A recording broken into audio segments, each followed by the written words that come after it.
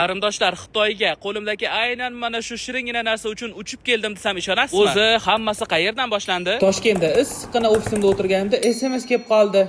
Oh, Sunlight Group. Natural Fresh mini salfetkalarini Xitoyga olib borib reklama qilish kerak.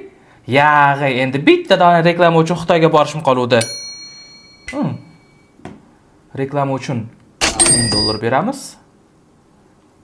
Nega endi yo'q? Deb turib, sirrasi qo'limga Sunlight Groupning Natural Fresh salfetkalarini olib aeroportga qarab yugurdim va qarabsizki, qarindoshingizni qo'lida Natural Fresh salfetkalari va qarindoshingiz samolyotda Xitoyga qarab uchishni boshladi. Samolyot uchgandan keyin shunaqa pomidorlik suv ichdi. Undan keyin ressa mazali ovqat berishdi. Qarasam, hattoki Uzbekistan Airways kompaniyasining ekonom hamda biznes klass salfetkalarini ham Sunlight Group ishlab chiqarar ekan. Keyin esa Natural Fresh salfetkasi bilan birgalikda Harry Potter kinosining birinchi va ikkinchi qismini shunaqangi berilib ko'rganimdan Xitoyga borib qolganimni bilmay qoldim. Va nihoyat qarindoshingiz Xitoyda. Qo'limda esa albatta Natural Fresh salfetkalari qarindoshlar. Haligacha ishongim kelmayapti. Birgina salfetkani reklamasi uchun Xitoyga keldim-a? Aynan mana shu Sunlight kompaniyasining Natural Fresh salfetkalarini narxini aytadigan bo'lsam ishonmaysiz. Bitta mana shunaqangi shiringina upakovkaning ichida o'zi ham 1 emas, 2 emas, 8 ta mini salfetkalarning upakovkasi chiqadi qarindoshlar va buni narxini bilish uchun hammamiz biladigan uzun marketga kirib Natural Fresh deb yozamiz va qarabsizki, ayni mana shu yerdan narxini ham ko'rishingiz mumkin va butun O'zbekiston bo'ylab zakaz qilishingiz ham mumkin qarindoshlar. Endi esa menga topshirilgan vazifaga qaytadigan bo'lsam qarindoshlar, mana Xitoyga ham yetib kelib oldim qarindoshlar. Qo'limda esa Natural Fresh salfetkalari. Ko'rinishini, shirinligini qarasanglarchi buni. Albatta endi esa